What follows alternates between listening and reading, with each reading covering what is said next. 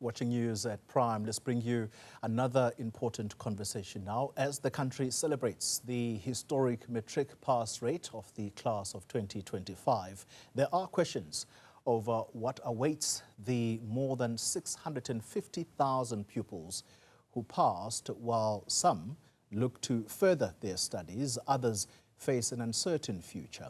Empowering Sustainable Change founder and CEO, Dr Memuna Williams, joining me in studio now to discuss the available options for the matriculants who are now going to study further.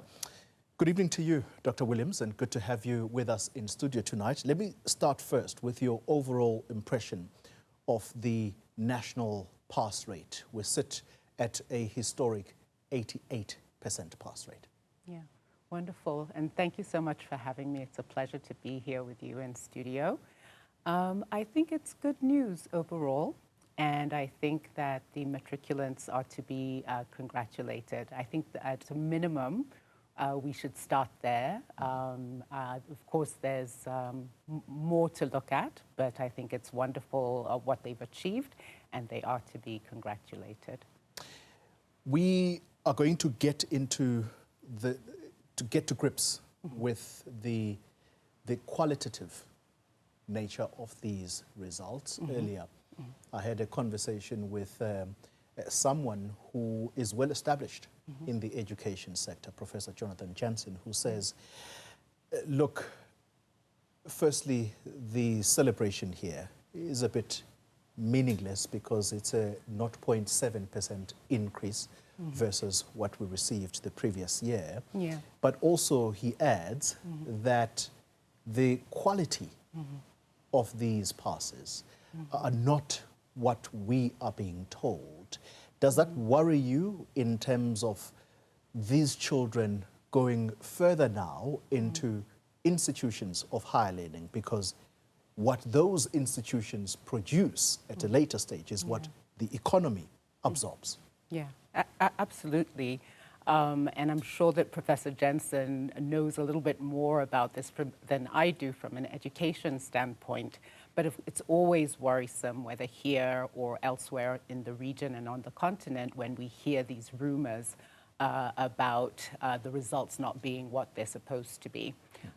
It's hard sitting here now to know what will happen, but Professor Jansen and others will soon learn, you know, what it is that they're getting for those who have passed well enough to go on into universities, public universities, and whether or not actually what they're bringing is strong enough or not.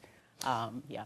So let's get into that deeper conversation with you then about what options can be available to those matriculants who may not necessarily have a university entry result, and some of them may not necessarily even want to go to university or even study further. They may want to immediately get a job.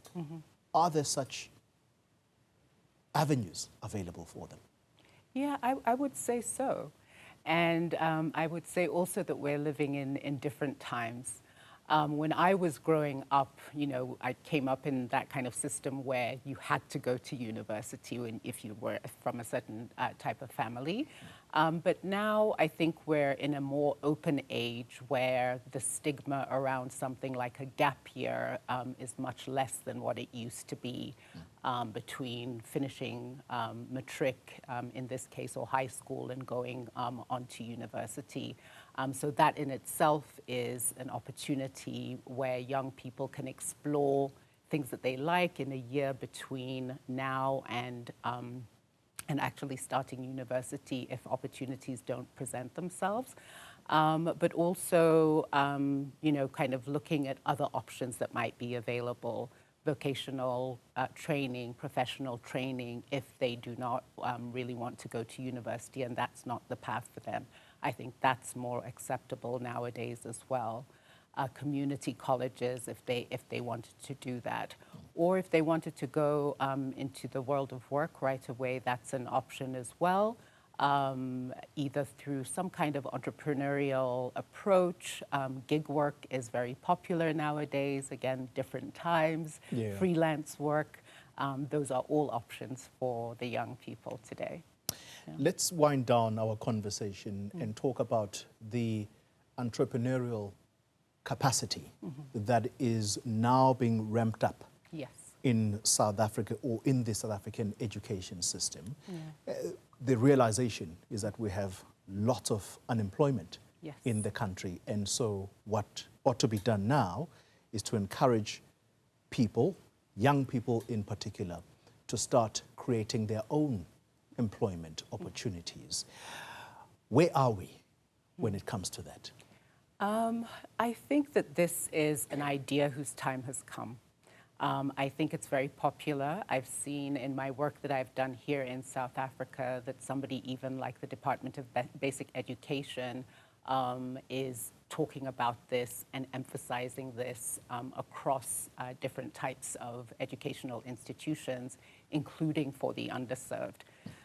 So it's not just about entrepreneurship, but it's also about the entrepreneurial mindset, which you can have to take you into an entrepreneurial opportunity, but also to be a better employee because you have certain attributes and ways of thinking when you go to work for somebody else.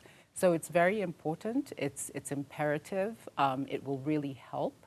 The numbers of unemployed, both here in South Africa and elsewhere around the region, are only continuing to grow as our youth bulge grows. And so that way of thinking of, let me find an opportunity for myself, and understanding that you have agency and that you can move towards self-efficacy as you take small steps towards trying to do what you want to do is just really, really important in terms of entrepreneurship and job creation for the self. Dr. Memuna Williams, thank you very much for sharing your thoughts and ideas with us tonight, CEO and founder of Empowering Sustainable Change. Thanks indeed for your time. Thank you very much. All right.